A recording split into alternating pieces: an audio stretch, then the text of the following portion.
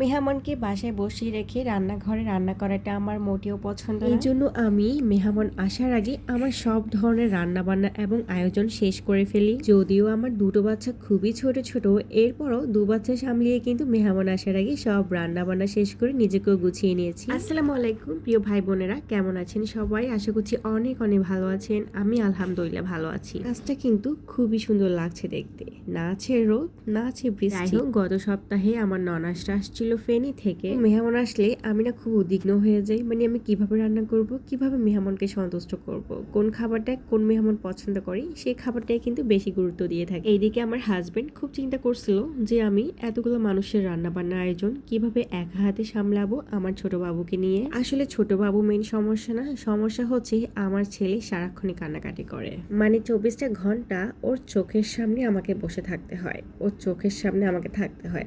কথা আর কি বলবো, মাঝে মধ্যে বাথরুমেও যেতে পারি না ওর জন্য, মানে ওকে 1 সেকেন্ডের জন্য যদি আমি ওকে রাখি একা, ওর কান্না, সে কি কান্না, পুরো বিল্ডিংটাই কিন্তু উল্টায় ফেলে, এত চিল্লায় কান্না করে। তো এই জন্য আমি আগের দিন রাতেই আমার সবগুলা রান্না বান্না কিন্তু গুছিয়ে রাখি। আমি নর্মালি বাসায় যখন আমরা থাকি তখনও কিন্তু আগের দিন রাতেই আমার সব রান্না শেষ করে ফেলি। রেস্টের জন্য রান্না বান্না যদি আপনি আগের দিন রাতেই করে ফেলেন তাহলে কিন্তু পরের দিন অনেকটা রিল্যাক্সে থাকা যায় আর ভালো লাগে। তো আমার ভাগিনা ভাগ্নিদের জন্য আমি একটা পেস্ট্রি কেক বানিয়েছিলাম। ওরা আমার হাতের কেক খেতে কিন্তু খুবই পছন্দ করে। ওদের বাদ যেতে দেখা যায় যে আমি চিরগাং থেকে ওদের জন্য কেক বানিয়ে পাঠাই, আর ওরা এত বেশি খুশি হয়। আসলে কাউকে নিজের হাতে বানানো কিছু খাইয়ে খুশি করানোর মতো প্রশান্তি না আর কিছুই হইতে পারে না। আগে তো হুটহাট করে অনেক কেক বানিয়ে ফেলতাম, বাট এখন আমার বাচ্চার জন্য একদমই বানাতে পারি না। এইদিকে মেহমানদের জন্য আমি একটা দইও বানিয়েছিলাম।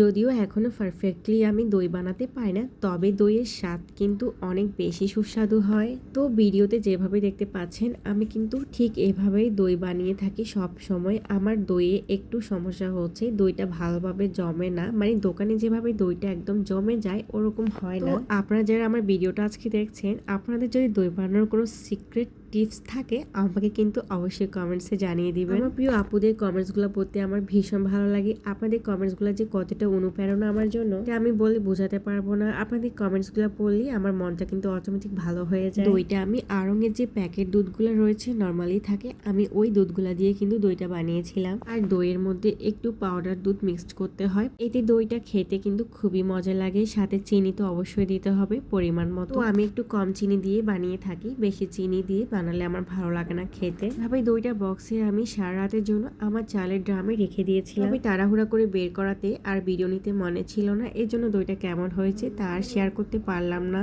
এরপর রাতের বেলা আমি গরুর মাংস আর কক মুরগির মাংস রান্না করে রেখেছিলাম, সাথে রেখেছিলাম চিংড়িটা আমি মেরিনেট করে রেখে দিয়েছিলাম ফ্রিজে। তো পরের দিন সকালবেলায় ডিমটা সিদ্ধ করেছি আর চিংড়িটা ভেজেছি। এর জন্য ব্রয়লার মুরগি রান্না করেছি আর সবজি ভেজেছিলাম, সাথে ছিল সুরমা মাছ রান্না। তো মোটামুটি 10টার মধ্যে আমার সব রান্না কমপ্লিট হয়ে গিয়েছিল। মানে সকালবেলা ওই সময়টাতে আমার ছেলে ঘুমিয়েছিল আর এই ঘুমের মধ্যে আমি সবকিছু কমপ্লিট করে ফেলেছি। আর এক থেকে উঠে আমার আব্বা যান আমাকে খুঁজতে খুঁজতে একদম খাটের কোনায় চলে যাচ্ছে। যাই হোক আপুরা, মাশাআল্লাহ বলে দিয়েন আমার ছেলেকে দেখে থাকলে। আর সবাই অনেক অনেক ভালো থাকবেন, সুস্থ থাকবেন। আজকের মতো বিদায় নিয়ে নিচ্ছি, আল্লাহ হাফেজ।